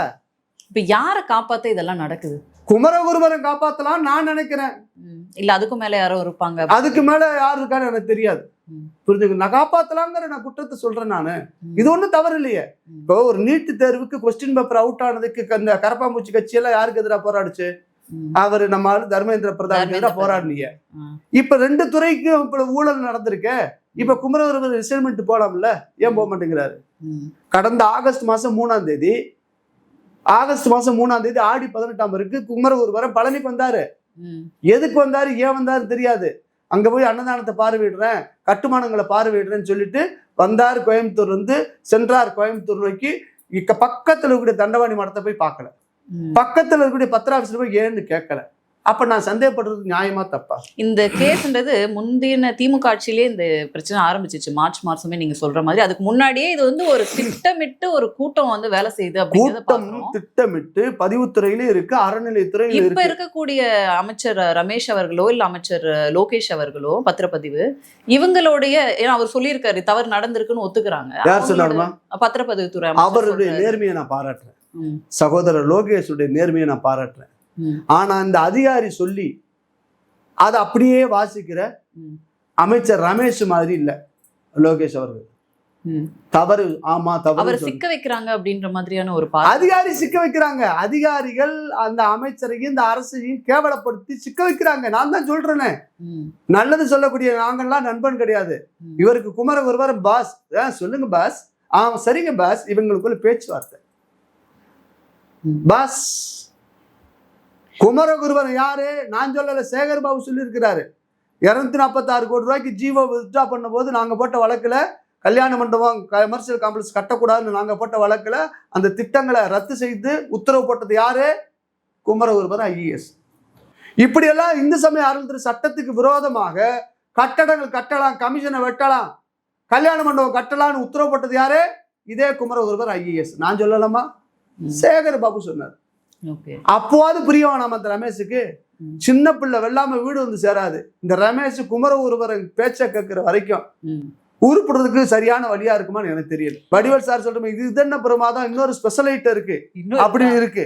ஏன்னா அதே 6/7/2026 பத்திரம் பதிஞ்சது மாதிரி அதே பழனியில இதே கும்பல், இந்த கும்பல், இந்த ஃப்ராடுலண்ட் கும்பல் பழனிக்குள்ளதான் சொத்து, ஆயக்குடிங்கிற ஒரு ஊர்ல சொத்து. இந்த ஃப்ராடுலண்ட் கும்பல், எந்த கும்பல்? JP அசோசியேட்ஸ், சிவகுமார் வழக்கறிஞர், அப்புறம் இந்த ஜஸ்டின் மணிகண்டன். இவங்க என்ன பண்றாங்க, கன்னிகா பரமேஸ்வரின் இந்த ஆயிரவயசி செட்டிமார்களுக்குரிய ஒரு பட்டியல் சாரா திருக்கோயில் சொத்து 2.5 ஏக்கர் சுமார். அதுல வந்து சர்வே நம்பர் 87/3 அதை வந்து சிலதை குறிப்பிட்டு ஞானவேல்னு ஒரு ஏசி திண்டுக்கல்ல எழுதுறாரு. 2025 ஒரு புகார் வருது. இவர் வந்து 5/3/2026 ஒரு கடிதம் எழுதியிருக்கிறார். யாராருக்கு? பதிவுத்துறைக்கும் தாசில்தாருக்கும் எழுதிட்டார், இந்த சொத்தெல்லாம் பதியாதீங்க கோயில் சொத்துன்னு. ஆனா 6/7 இந்த பதிஞ்சுதா பழனி தண்டவாணி சாமி மடம், 7/7/2026 கன்னியா பரமேஸ்வரி சொத்தை சுமார் 2 கோடி சொத்தை 9 லட்சம் ரூபாய்க்கு பதிஞ்சுட்டாங்க. பதிஞ்சதுக்கான ஆவணம் தான் இருக்கு. 7/7/2026 இதுல குறிப்பிடுறாங்க ஒரு வில்லு, ஒரு உயிலை குறிப்பிடுறாங்க. இந்த உயில்ல வந்து இன்னாரு ஒருத்தர் வந்து 5/2/1969 உயில் சாசனம் எழுதி வைக்கப்பட்ட நிலையில் மேற்படி பட்டு செட்டியார் அவர்கள் காலம் சென்ற காரணத்தால் 1972 அந்த உயிலெல்லாம் ஒரு குறிப்பிடுறாங்க இந்த ஆவணத்துல. இந்த குறிப்பிடப்பட்ட உயிலை இந்த பத்திரத்துல இணைக்கவே கிடையாது. ஓகே, அப்ப எப்படி இவங்க பதியறாங்க? அதுதாங்க இந்த தூய சக்தி மாடலு. ஆவணங்களை குறிப்பிடுவோம், ஆவணத்தை சேர்க்க மாட்டோம், ஆனா நாங்க பதிவு செய்வோம். இது தூய சக்தி மாடல் ஆச்சுங்களா? இது வந்து இதே நபர் தான், இந்த சிவகுமார் கும்பல் தான். நான் சொன்னேன்ல, இதே same pattern, same person, same accused. எவ்வளவு கோவில் சுமார் நான் சொல்றேன், ஒரு ஊருக்கு பேசிட்டு இருக்கேன், ஒரு கோவில் சொல்லிக்கிட்டு இருக்கேன். இது மாதிரி தெரியப்படாது இன்னும் எத்தனாயிரம் கோயில் இருக்கோ நம்மளுக்கு தெரியாது. இது மாதிரி அக்யூஸ்ட் எவ்வளவு பேர் இருக்கான்னு தெரியாது.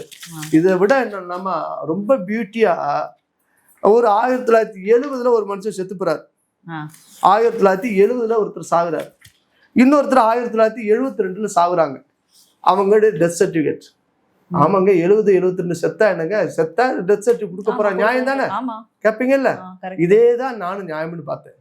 ஆனா 70 செத்தவனுக்கும் 72 செத்தவனுக்கும் கிட்டத்தட்ட 56 வருஷம் கழிச்சு 7/7/2026 சர்டிபிகேட் இஷ்யூ பண்றாங்க கோயம்புத்தூர் மாநகராட்சி. 50 வருஷம் கழிச்சு ஏன் போய் இந்த சொத்து விற்கணுன்றதுக்காக அது பண்ணிருக்காங்க? எங்க உலகத்துல நடக்குமாங்க? ஒரு பொன் விழா காலம் ஒரு செத்தவனுடைய சர்டிபிகேட் 56 வருஷம் கழிச்சு 7/7/2026 இந்த இருக்கு, நான் டாக்குமெண்ட் கொடுக்குறேன். அந்த தேதியில டெத் சர்டிபிகேட் வந்துருச்சு. அதே தேதியில சர்டிபிகேட் எந்த ஆதாரத்தின் பேர்ல அவங்க கொடுக்குறாங்க? இந்த கேள்வியில நான் கேட்கணும், அரசாங்கம் கேட்கணும், பதியறவன் கேட்கணும். 50 வருஷம் கழிச்சு கொடுக்குறேன். எப்படிடா கொடுத்தீங்க? எல்லாம் ஒன்னோட ஒண்ணு செயின். இது ஒரிஜினலா டூப்ளிகேட்டா எவனுக்கு தெரியும்? செத்தவன் சாட்சி சொன்னால் நம்ப மாட்டான். இந்த சான்று ஆய்வு செய்யணுமா இல்லையா? ஒரு ஆர்டிஓ விசாரிக்கணும், டிஆர்ஓ விசாரிக்கணும். நடந்துச்சா? தெரியாது. உயில் வைக்கல, செத்தவன் சான்று உண்மையா பொய்யான்னு வைக்கல. அவங்க வாரிசுகள் தான் வாங்கியிருக்காங்க. அதுவே உண்மையா பொய்யான்னு தெரியல, தெரியாது. இந்த ஜஸ்டின் மணிகண்டன், இந்த சிவகுமார் விருப்பாட்சி வக்கீல், ஜெயபிரகாஷ் 3 பேரும் சேர்ந்து இந்த சொத்தை பதிஞ்சிருக்கிறாங்க. இந்த பத்திரப்பதிவுத்துறைக்கு யாரு? ஐஜி அருண் சுந்தர் தயாளன், அந்த அருள் சுவாமி, டிஐஜி ஆனந்த், மகேஷ், ஏஜி மகேஷ், பழனி சார் பதிவாளர் மாவட்டத்தில் இருக்கக்கூடிய ஜஸ்டின் மணிகண்டன் அக்யூஸ்ட். இதுக்கு என்ன பதில் சொல்ல போறாரு குமரகுருபரன்? இந்த பத்திரப்பதிவுத்துறை மந்திரி என்ன சொல்ல போறாரு? எங்க ரமேஷ் மந்திரி என்ன சொல்ல போறாரு? சொல்லுங்க. 10 முழ கயிறு வாங்கி தர, தூக்குல தொங்குங்கடா பாவியலா, தூக்குல தொங்குங்க, தூக்குல தொங்குங்கடா பாவியலா, நாசமா போக. யார் வீட்டு காசு, யார் வீட்டு சொத்து, எவன்டா பிறந்த எடுக்கீங்க? இன்னைக்கு பதிவுத்துறை தலைவர் சொல்றாரு அருண் சுந்தர் தயாளன், மடத்துடைய சொத்துக்கள் வேறு, திருக்கோயில் சொத்துக்கள் வேறு. நான் பதிவேங்கிறேன். மடத்துக்கு கொடுக்கறது அப்படிங்கறதே தானமா கொடுக்கறது. சரி, நீங்க வந்து பதிவுத்துறை நாங்க காசு கொடுத்தா பதிவோம்னா சர்ச்சு சொத்தை போய் பதி, சாந்தம் சொச்சவனா பதி, வக்கு சொத்தை பதி. என்ன பிள்ளை இல்லாதவங்க கோயில் சொத்தா? எங்க சொத்து கடவுளுடைய சொத்து. சட்டத்தினுடைய ஓட்டைகளை பயன்படுத்தி நீ இந்த சட்ட விரோதமாக என் கோவில் சொத்துக்களை பூரா கொள்ளையடிப்பதற்கு திட்டமிட்டு இந்த தலைமையில பூரா கிறிஸ்தவனை வச்சிருக்கிறாங்க. நான் குற்றம் சொல்றேன். திருச்சபை மாடல்ல பூரா கிறிஸ்தவ அதிகாரிகளை வச்சுட்டு என் கோவில் சொத்தை கொள்ளையடிக்கிறீங்க, அழிக்க போறீங்க, நாசமாக்க போறீங்க. இதை நாங்க கேட்டோம்னா மதவாதியா? அனைத்துக்கும் காரணகர்த்தா குமரகுருபரன் ஐஏஎஸ்மா. நான் வெளிப்படையா சொல்றேம்மா. பல கோடி மதிப்புள்ள சொத்துக்கள் தான் இவங்க டார்கெட்டா? ஆமா. குறிப்பா நீங்க திண்டுக்கலை சுத்தி மட்டும் நான் என்னுடைய கவனம் இன்னும் அடுத்த வாரம் இன்னும் சொல்லுவேன். அடுத்த வாரம் சுமார் 1000 கோடி சொத்து உரிய ஆவணத்தோட நான் வெளிப்படுத்துவேன். அதுல முக்கியமான தாடிக்கொம்பு விவகாரம் வந்துங்க, ஒரு 1000 ஆண்டு பழமையான கோயில், சவுந்தரராஜ கோயில். அந்த கோயிலுக்கு வந்து பாட்சாமி ஐயர் அப்படிங்கிற ஒரு மனிதர், அவங்க ஒரு 4 பேர் அண்ணன் தம்பி சேர்ந்து ஒரு தர்ம சாசனம் எழுதி வைக்கிறாங்க. இந்த மாதிரி இந்த கோயிலுக்கு சித்ரா பௌர்ணமி அன்னைக்கு மண்டகப்படி செய்யறதுக்கு, சவுந்தரராஜ பெருமாள் எழுந்தருள் செய்வதற்கு பூசைகள் செய்யணும், மக்களுக்கு அன்னதானம் கொடுக்கணும், யாத்திரையா போறவங்க தங்கணும், அங்க இருக்கக்கூடிய மக்களுக்கு ஒவ்வொரு பௌர்ணமியும் சாப்பாடு போடணும். இதுல வந்து மகமதியர்கள் இந்த சத்திரத்துல தங்குறதுக்கு இடம் இல்ல குறிப்பா எழுதுறாங்க. அந்த வருமானத்தை வச்சு இந்த தர்மம் எல்லாம் செய்யணும்னு எழுதுறாங்க. 1905 அவர் எழுதுகிறார் இந்த சாசனம். நான் வந்து இப்ப ஆதாரம் எல்லாம் பேசுறேன், நான் அமைச்சர் கிடையாது, ஏன்னா ஆதாரத்தோடய பேசுறேன். இந்த சாசனம் 1905 காப்பி ஆஃப் டாக்குமெண்ட் போட்டு எடுத்தேன். இதுதான் அந்த காலத்தை எழுத்து. இதனுடைய கிளீன் காப்பி இருக்கு. இதுல என்ன சொல்றாங்கன்னா, இந்த இதுல வந்து இந்த குடும்பத்தார்கள்ல ஆண் வாரிசுகள் செய்யணும், ஆண் வாரிசுகள் மூத்தவர் நிர்வாகம் பண்ணணும், அதுல மாலை மரியாதை அவங்க தான் வாங்கணும், கணக்கு வழக்கு கேட்டா கொடுக்கணும், ஒருத்தனால முடியலன்னு சொன்னா இன்னொருத்த உதவி செய்யலாம். அந்த ஆண் வாரிசுகள் முடிந்த பிறகு பெண் வாரிசுகள் செய்யணும் இந்த தர்மத்தை. பெண் வாரிசுகளும் அத்து போச்சு, ஆண் வாரிசுகள் அற்று போய் பெண் வாரிசுகள் அத்து போயிடுச்சுன்னா பெருமாளுக்கு இந்த சொத்து சொந்தம்னு குறிப்பிடுறாங்க. ஆனால் இந்த 1905 அப்புறம் 1923 ஒரு செட்டில்மெண்ட் டீடு ஒன்று போடுறாங்க. அதுலயும் இது சம்பந்தமான குறிப்புகள், சொத்து 20 ஏக்கர் 47 சென்ட். இதுல என்ன சொல்றாங்கன்னா, நீங்க இந்த சொத்து சம்பந்தமாக, இந்த அறக்கட்டளை சம்பந்தமாக மாறுதல் செய்யக்கூடாது, பரிவர்த்தனை பண்ணக்கூடாது, நீங்க இந்த சொத்துக்களை விற்க கூடாது, பராதீனப்படுத்தக்கூடாது, சட்டவிரோதமா செய்யக்கூடாது. அப்படி ஏதேனும் நீங்கள் செய்தால் அது இந்த சட்டத்தின்படி செல்லாது. 1905 1923 சொல்லியாச்சு. நிலைத்திருக்கு, தர்மம் தொடர்ந்துகிட்டு தான் இருக்கு. இதுக்கு இடையில என்ன ஆகுதுன்னா, அந்த சொத்துக்களை சில பேர் ஆக்கிரமிக்கிறாங்க. பெனிஃபிஷரி இந்த கோயிலுடைய மூலவராக இருக்க சவுந்தரராஜ பெருமாள், அவர் தான் ஓனர். அந்த சொத்து அவருக்காக எழுதப்பட்ட சொத்து. இந்த தர்மங்கள் மீறி நடந்துச்சுன்னா அறநிலைத்துறை வர்றதுக்கு ரைட்ஸ் இருக்கு சட்டத்தின்படி. பாலுச்சாமி ஐயர் சொத்தை 20 ஏக்கர் 47 சென்ட்டை பாலுச்சாமி ஐயர் பிரதர்ஸ் ட்ரஸ்ட் ஒண்ணு உருவாக்குறாங்க. பாலுச்சாமி ஐயர் பிரதர்ஸ் ட்ரஸ்ட் எப்படின்னா, சிக்கன் எடுத்துட்டு நீங்க 665 வைப்பீங்க, சிக்கன் குழம்பு வைப்பீங்க, அப்படி மாதிரி இவங்க என்ன பண்றாங்க, பாலுச்சாமி ஐயர் சத்திரத்தை பாலுச்சாமி ஐயர் பிரதர்ஸ் ட்ரஸ்ட் ஒன்று கிரியேட் பண்ணி இந்த கும்பல் யாரு இந்த ட்ரஸ்ட்ல இருக்கக்கூடிய அந்த சௌராஷ்டிரா மக்கள்ல இருக்கக்கூடிய அந்த குழுவுன்னு செய்யறாங்க. சரி, பாலுச்சாமி ஐயர் பிரதர்ஸ் ட்ரஸ்ட் உருவாக்குறதுக்கு உனக்கு உரிமை இருக்கு, செஞ்சுட்டு போகலாம்.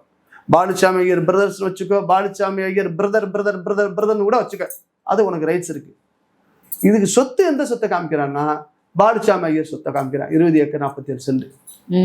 என்ன சொல்றான், இந்த சொத்துக்கள்ல எங்களுக்கு வருமானம் இல்லை, அதனால இன்னைக்கு நகரமாகி போச்சு, இந்த சொத்துக்களை நான் வித்து நிரந்தர வைப்பு நிதியா ஒரு 6 கோடி ரூபாயை தேசியமயமாக்கப்பட்ட வங்கியில போட்டுருவான், நேஷனலைஸ்ட் பேங்க்ல டெபாசிட் பண்ணிடுவான், எஃப்டியா போட்டுருவான். 6 கோடி. எவ்வளவு கோடி? 6 கோடி. 1 கோடி பே அப்படிங்கிற மாதிரி 6 கோடி அப்படின்னு சொத்து மதிப்பு 500 கோடி. மேல விட்டு காசு எரிவான், மேல போறதெல்லாம் ஜாமிக்கு, கீழே வருவதுதான் எனக்கு அப்படிங்கிற மாதிரி 6 கோடி ஏதோ பெரிய மனசு பண்ணி 500 கோடி சொத்துக்கு 600 கோடி சொத்துக்கு 1% கணக்கில் வச்சு ஓடாப்பா சாமி போடுறாப்பா பெருமாளுக்கு அப்படி 1% டெபாசிட் போட்டான் அப்படின்னு அவங்க தீர்மானம் போட்டா. அந்த தீர்மான காப்பியெல்லாம் இதுல இருக்கு. அப்புறம் என்ன பண்றாங்க, அந்த சொத்தை வித்துட்டு கல்வி நிறுவனம்லாம் கட்டிக்கலாம். ஒரு அவுட்டர்ல 10 ஏக்கர் நிலத்தை வாங்கி விவசாயம் பண்ணி நெல்லை போட்டு அரிசி வச்சு சோறு ஆக்கி போட்டுடலாம் அப்படின்னு சொல்லி தீர்ப்பு ஒண்ணு ட்ரஸ்ட் டீடு போட்டு அதை கொண்டு போய் கோர்ட்ல போடுறாங்க. கோர்ட்ல போடுறதுக்கு முன்னாடி என்னன்னா 1905 1923 இந்த பேப்பர் மதுரையில நாங்க ஹெச்ஆர்என்சி ஆஃபீஸுக்கு போகும்போது காணாம போச்சுன்னு சொல்லிட்டு அங்க ஒரு எஃப்ஐஆர் போடுறேன், ஒரு சிஎஸ்ஆர் வாங்குறான். பிளான் வடிவல் சார் சொல்லுவாங்க, என்ன நாதாரித்தனம் பண்ணாலும் நாசுக்கா பண்ணணும்டா, பிளான் பிளான் பிளான்ங்கிற அந்த பிளான் முழுக்க இங்க எக்ஸிக்யூட் ஆயிருக்கு. இதுக்கெல்லாம் காரணம் என்ன, Palani model. Palani model duplicate ஒரே கோஷ்டி, இந்த இதுல வேற கோஷ்டி வருது, ஆனா பேட்டர்ன் ஒண்ணு. அப்படி ஆக்கின உடனே இதை கொண்டு போய் டிஸ்ட்ரிக்ட் கோர்ட்ல ஒரு வழக்கு போட்டு இந்த மாதிரி இந்த சொத்துக்களை வித்துக்கலாம் வாங்கிக்கலாம்னு சொல்லி ஒரு அம்மா ஜட்ஜ்மெண்ட் கொடுக்குறாங்க. ஆனா இந்த சொத்துக்கள் சம்பந்தமான எந்த விதமான விதிமீறலும் செய்ய முடியாதுன்னு சொல்லி ஏற்கனவே நீதிமன்றத்துல ஒரு நிரந்தர உறுத்து கட்டளைன்னு சொல்லக்கூடிய பெர்மனன்ட் இன்ஜெக்ஷன் ஆர்டர் இருக்கு. அந்த ஆர்டர் 2005 இருக்கு, அப்புறம் 2004 கொடுத்துருக்குறாங்க. இதெல்லாம் இருக்கு இந்த ஆர்டருக்காக. இப்படி எந்த விதமான பேப்பர்ஸையும் கோர்ட்ல சப்மிட் பண்ணாம நீதிமன்றம் கோயில் நிர்வாகத்தை ஒரு பார்ட்டியா சேர்க்காம ஏற்கனவே அந்த பழனியில் நடந்த செக் சிலி போச்சு பதிஞ்சது மாதிரி இந்த பாலுச்சாமி ஐயர் சத்திரம் விவகாரத்துல செக் சிலி போச்சு பதிஞ்சிருக்கிறாங்க. இது பெருமாள் சொத்து, இதுல ஆட்டைய போட்டதும் பெரும் ஆள். அது ஒரு யாருங்கிறத நான் கடைசி அம்பலப்படுத்துறேன். இன்னைக்கு இல்லாட்டி கூட பின்னாடி பெரிய ஆள் இருக்கு. ஆனா பெருமாள் ஏறி மிதிச்சானா நசுக்கி விட்டு போறான் இங்க சௌந்தரராஜ பெருமாள். அவன் நினைச்சுக்கிட்டு இருக்கான் காசு பணம் இருக்குன்னு சொல்லி. அப்படிலாம் ஒண்ணும் இல்லை. இதுக்கிடையில என்னாச்சுன்னா இந்த கோயில் நிர்வாகம் சௌந்தரராஜ பெருமாள் 22வது வருஷம் ஒரு தடை மனு கொடுத்து வச்சிருக்கிறாங்க, இந்த சொத்தெல்லாம் பதியாதுன்னு சொல்லி. ஏற்கனவே இப்போ பெர்மனன்ட் இன்ஜெக்ஷன் இருக்கு, 2022 எதுவும் பதியக்கூடாதுன்னு ஒரு கடிதம் கொடுத்துருக்குறாங்க. இதையெல்லாம் மீறி உரிய ஆவணங்களை மறைச்சு நீதிமன்றத்துல கண்களை மண்ணை தூவி இப்படி போலியான நபர்கள், போலியான அறக்கட்டளை, போலியான சொத்து, போலியான நபர்களை வச்சு நீங்க பத்திரம் பதிஞ்சிருக்கிறாங்க. இந்த தாடிக்கம் பெருமாள் கோயில் சொத்தை கிட்டத்தட்ட பதிஞ்சு ஒரு பாதி வேலை முடிஞ்சு வச்சு. இப்ப நீங்க சொல்றது எல்லாமே திண்டுக்கலை சுத்தி பிரதானமான கோயில். இன்னைக்கு ஒரு 9 ஏக்கர் வித்துட்டாங்க. இந்த வித்தது வாங்கினது யாருன்னு சொன்னா திண்டுக்கல்ல நாகராஜ் என்ற பாஸ்கர், அந்த மனிதர் பேரு. ஆதாரம் இருக்கு, ஆவணம் இருக்கு, அனைத்து. இந்த மனிதர் யாரு அப்படின்னா இந்த திருப்பதி பெருமாள் கோயில்ல லட்டுல நெய் கலப்படம் பண்ண பாருங்க, அந்த ஒரு கம்பெனி. ஆமா, அது ஒரு கம்பெனி. நான் அந்த இந்த விஷயத்துல பிளாக் லிஸ்டுக்காக பிளாக் கம்பெனி தான் விடுவா, பெருமாளுக்கு பிளாக் பண்ணவங்க அவங்க. அந்த மனிதர் பேர் சொல்லல, அது பேர் சொன்னால் எளிதில் விளங்கும் தரம் அப்படிங்கிறாங்களே, அது மாதிரி இவங்க டூபாண்டுங்கிறது தெரியும். அவனுக்கு சொந்த பழனி கோயில் பழனி கோயில்ல உனக்கு ட்ரஸ்டியா இருந்தார் அந்த மனிதர். அந்த மனிதருக்கு இவர் சொந்த மாமமயன் யாருங்க, இந்த நாகராஜ் என்கின்ற பாஸ்கர், ஆலமரத்துப்பட்டின்னு திண்டுக்கல் பக்கத்துல இருக்கு. இவர் தான் அந்த சொத்தை வாங்குறார். இந்த சொத்தை வாங்குறதுக்கு ஒருத்தர் மீடியேட் பண்றான். அந்த மனிதர் பேரு லினன் சரவணன் பேர். அவர் ஒரு ஏஜென்ட், அவர் ஒரு புரோக்கர் ஆச்சுங்களா. இந்த பாஸ்கர் நாகராஜ் அந்த மனிதர் 2 பேர் அவருக்கு உண்டு. நாகராஜ் அவர் பேரு, பாஸ்கர் வெளியில கூப்பிட்டுப்பாங்க. அவருடைய மகன், அந்த மகன் பேரு குரு பிரசாத்னு பேர். 2025 ஒரு பத்திரம் பதியுது, 22 சென்ட்டுக்கு 95 லட்சம் ரூபாய்க்கு. இந்த பாலுச்சாமி ஐயர் அண்ட் பிரதர்ஸ் சொத்து, பாலுச்சாமி ஐயர் சொத்து பதிஞ்சிருக்காங்க. அப்புறம் பவ்யா, பவ்யா ஒய்ஃப் ஆஃப் விஜயமோகன். இது யாரு இந்த பவ்யா அப்படின்னா இவங்களுடைய ஓகே. பையன் பேர்லயும் மக பேர்லயும் வாங்கியிருக்கிறாங்க. விட்னஸ் இந்த மனுஷன் போட்டிருக்கிறார். அது 1 ஏக்கர் 78 சென்ட், சும்மா 7 கோடிக்கு 7,77,00,000க்கு பதிஞ்சிருக்கிறாங்க. என்னைக்கு பதிஞ்சாங்க? 12/6/2026. அதுக்கப்புறம் கிருஷ்ணமூர்த்தின்னு ஒருத்தருங்க, திருப்பூர்கார், கருமாரம்பாளையம்னு ஒரு ஊர் சார்ந்த ஒரு பெரிய மனுஷன், இந்த ரியல் எஸ்டேட் பண்ற ஆளு. 2 ஏக்கர் 46 சென்ட் தான் பதிஞ்சிருக்காரு. அதிகம்லாம் இல்லை, சும்மா 10 கோடிக்கு 71,00,000க்கு. இது என்னைக்கு 16/7 நடந்திருக்கு. அப்புறம் அந்த கிருஷ்ணமூர்த்தியோட மக நிவேதனான்னு ஒரு பேர், அந்த பிள்ளை பேர்ல என்ன பண்ணிருக்கிறாங்க? சும்மா 98 சென்ட் 4,26,00,000 பதிஞ்சிருக்காங்க. ஆக மொத்தம் ஒரு 10-13 கோடி ரூபாய்க்கு பதிஞ்சிட்டாங்க. ஒரு 8-9 ஏக்கர் பதிஞ்சாச்சு. மொத்தம் 20 ஏக்கர் 47 சென்ட். அதுல 8 ஏக்கர் பதிஞ்சாச்சு. கதம். ஸ்டாலின் சொல்ற மாதிரி, விஜய் சொல்ற மாதிரி முடிஞ்சு வச்சு. இது என்னங்கடா பாவிகளா, நாசமா போக என் கோயில் சொத்து இப்படி எடுக்கிறீங்கன்னு கேட்டா என்ன சொல்றாங்க? ஆடா சத்திரம் சொத்துங்க, கோயிலுக்கு அதுக்கு சம்மந்தம் இல்லைங்க. இவங்க சொல்ற பேச்சு எப்படா சம்மந்தம் இல்லாம போச்சு? ஆடா அந்த ஊர்ல ஒரு பெரிய மனுஷர் தான் எங்களுக்கு வாங்கி கொடுத்தாருங்கண்ணா. யாரா அந்த பெரிய மனுஷர்னு பார்த்தா, கடந்த திமுக ஆட்சியில இந்த A+B² அப்படின்னு சொல்லி என்னமோ ஸ்கொயர்டு என்னமோ சொல்லுமில்ல, சதுரத்துக்கு என்ன சொல்லுவோமா? ஸ்கொயர் தான். என்ன சொல்லுவீங்க? ஸ்கொயர். அதுல ஏதாவது GE போட்டுக்கோங்க. அந்த ஸ்கொயர் சம்பந்தப்பட்ட ஆட்கள் தான் வந்து பொசிஷன் எடுத்தாங்க அப்படின்னு சொன்னாங்க. சரி, இது பெரிய ஸ்கொயரா இருக்கு, அப்புறம் கியூபா இருக்குமோ அப்படின்னு நாங்க நினைச்சிட்டு என்னடா பார்த்தா இப்படி என்னடா நடக்குது அப்படின்னு யோசிச்சு பார்த்தா, பழைய திமுக காரணத்துக்கு பின்னாடி இருக்கான் இந்த சொத்தை வாங்கினதுல. நான் உரிய நேரத்துல பேர சொல்லுவேன். என்னடா திமுக காரன் வந்து சத்தம் இல்லாம கிடக்கிறத பார்த்தா அவன் தான் இதுல புரோக்கர். இந்த வாங்கிய நாகராஜ் என்ற பாஸ்கர், இந்த மகன் குரு பிரசாத், பவ்யா, இந்த கிருஷ்ணமூர்த்தி, அவங்க மக நிவேதனா, இதுகளுக்கெல்லாம் விட்னஸ் போட்டது யாருன்னா இதே நாகராஜ், இந்த பவ்யா, இந்த நிவேதனா. இதுகளுக்குள்ளேயே இந்த பல்லாங்குழி முத்து எடுத்து அடுத்த குழியில போட்டுவிட்டு ஒரு கட்டக்குள்ள இருக்கிற மாதிரியே இவங்களுக்குள்ள விற்கிறான், இவங்களுக்குள்ளே வாங்கிறான். என்னங்கடா டேய், கருவாடு கரைஞ்சாலும் சட்டிக்குள்ள இருக்கிற மாதிரி ஒரே கோஷ்டி தான் இது. முழுக்க முழுக்க சட்டவிரோத பத்திரப்பதிவு. இது செல்லத்தக்கது அல்லன்னு நாங்க நிரூபிப்போம். இதுக்கு யார் பாஸ் அப்படின்னு ஒரு கேள்வி உங்களுக்கு எழும்ல. அந்த பாஸ யார் அந்த சாருன்னு எப்ப நீங்க கண்டுபிடிக்கிறீங்களோ அப்பதான் நாங்க அந்த பாஸ சொல்லுவோம். அதை எப்படி கண்டுபிடிக்கிறோம்? நாங்க சொல்லுவோம், விரைவில் வெளியில வரும். அவ்வளவு சீக்கிரம் சொல்லிட்டா படம் இப்பதானே ஆரம்பிச்சிருக்கு, இன்னும் முடியறதுக்குள்ள நிறைய வேலை இருக்கு. இதுக்கு நடுவுல வந்து இந்து சமய அறநிலைத்துறை அப்படின்ற துறை இருக்கு இல்லையா? இருக்காது. அததான் கேக்குறேன். அவங்களுடைய செயல்பாடு இன்னும் வந்து வந்த போது நாங்க இவ்வளவு நீங்க பரவாயில்ல, உங்களெல்லாம் இந்த அரசாங்கம் விட்டு வச்சிருக்கு. நீங்க மந்திரியா இருக்கலாம், உங்களுக்கு இவ்வளவு யோசனை இருக்கு. உங்களுக்கு இருக்கிற யோசனை, இந்த புத்திசாலித்தனம் இந்த அரசாங்கத்துக்கு இல்ல. நான் ஒரு காமன், ஒரு பக்தன், நான் ஒரு பெனிஃபிஷரி, நான் ஒரு டிவோட்டி. இந்த கோயில் சொத்தின் மீது அக்கறையில இவ்வளவு சட்டவிரோதம் நடக்குன்னு போய் புகார் கொடுத்துருக்கேன்.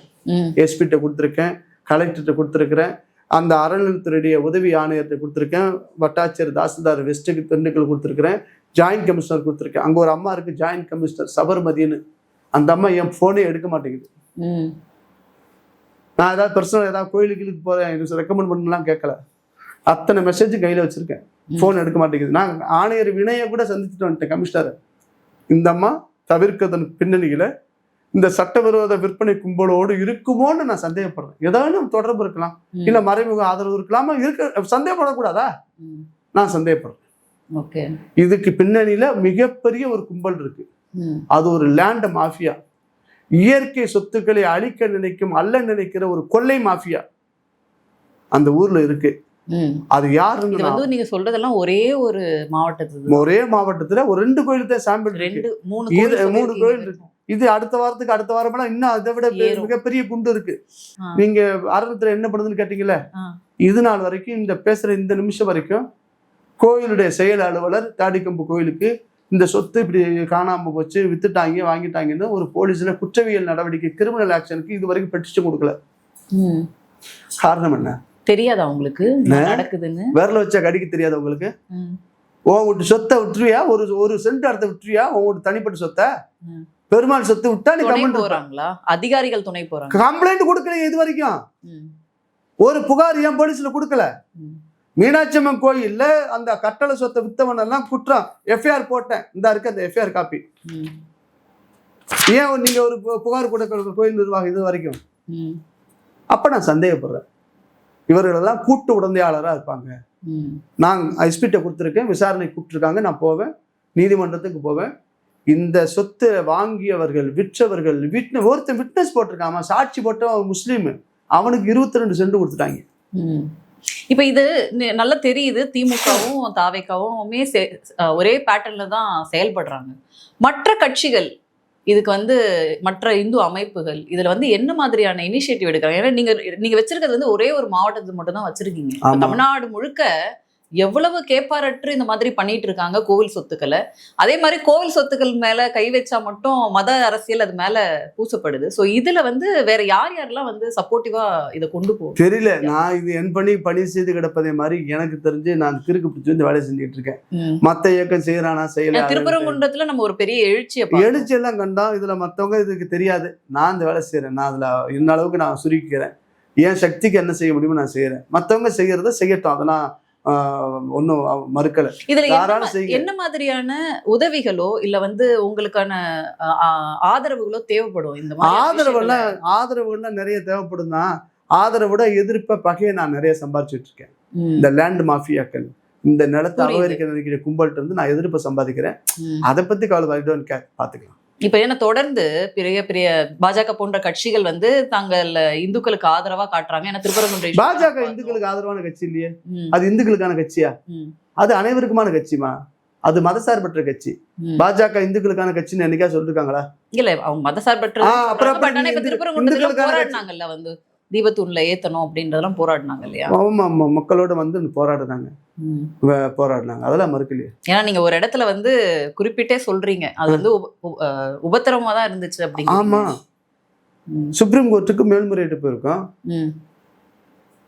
நீங்க நயினார் நாகேந்திரன் தடைகள் பல வந்தாலும் நாங்க தீபம் ஏற்றுவோம் சொல்றீங்க. எந்த அளவுல எங்களுக்கு உதவியா இருந்தீங்க? வழக்கு போட்டது குறித்து ஏதாவது நீங்க சொல்லியிருக்கீங்களா? கோர்ட்டு சொல்லியே மதிக்காதவன் நயினார் நாகேந்திரன் சொல்லியா போலீஸ் மதிச்சிருப்போது? களத்துல நான் நின்றங்க. ஜஸ்டிஸ் சொல்லியே போலீஸ் பாதுகாப்போடு அவ்வளவு நாங்க சிஎஸ்ஆர்எஃப் அவங்களோட வரும்போது மதிக்காத போலீஸ், பாசக தலைவர் நயினார் நாகேந்திரன் வந்துட்டே வெளிவிடு திறந்து விட்டான். உங்களை வண்டியில் ஏற்றிட்டு போனான். உங்க வகையில கூட உங்களை சேர்த்துக்கல. வந்து என்ன பயனாச்சு சொல்லுங்க? என்ன பயனாச்சு சொல்லுங்க? நான் வெளிப்படையே தான் சொல்றேன். எனக்கு நம்ம பிஜேபியால ஆதரிக்க வேண்டிய எனக்கு என்ன அவசியம் இருக்கு? பிஜேபி என்ன ஆதரிக்க அவசியம் ஒன்றும் இல்லை. பிஜேபி நினைச்சா என்ன வேணா செய்யலாம்ல. நீங்க தான் ஆளும் அரசாச்சே. இப்ப இந்த மாதிரி நான் நிறைய உங்க ரொம்ப வருஷமா பாக்குறேன். இப்ப நீங்க இந்த கேஸ்லாம் இருக்கு இல்லையா, இதோட ஆரம்ப புள்ளியா உங்களை ஒண்ணு ட்ரிகர் பண்ணிருக்கோம்ல. ஆமா, இது மாதிரி இருக்கு. இப்ப நீங்க ஒரே ஒரு மாவட்டம் தான் சொல்லியிருக்கீங்க, இன்னும் நீங்க பல மாவட்டத்துல இதெல்லாம் ஒண்ணு கூடி வந்தா எத்தனை கோடி ரூபா சொத்தோ அது நமக்கு தெரியல, பகவானுக்கு தான் வெளிச்சம். அது இதோட ஆரம்ப புள்ளியா உங்களை ஒரு விஷயம் ட்ரிகர் பண்ணிருக்கோம். அது ட்ரிகர் பண்ணிருக்கேன்னா, நான் சின்ன வயசுல இருந்து சார்ந்த வேலைகள் இருக்கேன். நான் பேசிக் RSS, அப்புறம் நான் சங்க பிரச்சாரக்கா இருந்தேன். ராமகோபாலன் ஐயா அவருடைய ஒரு 10 வருஷம் உதவியாளராக இருந்தோம். அதன் பின்ன இந்த வேலைகள்ல இன்னொரு இயக்கத்துல இருந்தா அந்த பொதுச்செயலாளர் தான். எல்லா மனிதரும் அவர்களுக்கு தேவையான வளர்ச்சியை நோக்கி போகின்ற போது நம்மளை அடுத்த நிலைக்கு கீழே மிதிக்கிற வேலையை தான் செஞ்சாங்க. இன்னைக்கு தான் இந்த வார்த்தையை நான் பயன்படுத்துறேன். அதனால கடவுள் முருகன் தான் எனக்கு தலைவன், வேற எவனும் தலைவன் கிடையாது. அவன் சொல்லக்கூடிய உத்தரவு நம்ம மனசுக்கு ஏற்ப சரியா இருக்கக்கூடிய விஷயத்த சட்டத்தின்படி தீர்வு வேணும்னு நான் நினைக்கிறேன். அதனால தான் அடிக்கடி நீதிமன்றத்துக்கு போறேன். நீதிமன்றம் தான் எனக்கு கோயில், நீதியே எனக்கு தெய்வம். வழக்கறிஞர் எனக்கான வழித்துணையை, பெருமாள் மாதிரி வழித்துணையா இருக்கக்கூடிய வழக்கறிஞர், நம்பிக்கையானவங்க, உறுதியானவங்க, அப்படிப்பட்ட வழக்கறிஞர் எனக்கு கிடைச்சிருக்கிறாங்க. அதனால் நீதியின் மூலமாக வெல்வேன். மீதியெல்லாம் நான் கவலைப்பட மாட்டேன். இதெல்லாம் சீப்போ அப்படின்ட்டு போயிருவேன். ஏன்னா நீங்க பயணிக்கிற இந்த பயணம் இருக்கு இல்லையா, அது எவ்வளவு கடுமையானது, எவ்வளவு எதிர்ப்பு வரும், எவ்வளவு த்ரெட்டனிங் உங்களுக்கு இருக்கு அப்படிங்கறத என்னால உணர முடியுது. ஸோ அந்த பயணம் உங்களுக்கு நீங்க நினைக்கிற மாதிரி அந்த முருகன் துணையோ இல்ல நல்ல உள்ளங்களோட துணையோ உங்களுக்கு இருக்கணும் அப்படின்னு நானுமே பிரார்த்திச்சுக்கிறேன். ஏன்னா இது வந்து சாதாரண பயணம் கிடையாது. ஸோ அதுல நீங்க வெற்றி பெறணும் அப்படிங்கறத நானுமே மனதார நினைச்சுக்கிறேன். ஏன்னா வந்து இது உங்களுக்கு நல்ல ஒரு வெற்றியை கொடுக்கணும், அது எல்லாருமே பேசப்படக்கூடிய வெற்றியா அமையும் அப்படிங்கறத நம்புறோம். ஏன்னா நிறைய விஷயங்கள், ஏன்னா ஒண்ணு தொட்டு ஒண்ணு நீங்க நிறைய வந்து சொல்லிட்டு இருக்கீங்க. இன்னும் வரும் காலங்கள்ல நீங்க என்னென்ன முயற்சிகள் எடுக்கிறீங்களோ அது வெற்றி அடையணும். உங்க நேரத்துக்கு ரொம்ப ரொம்ப நன்றி. நன்றிமா.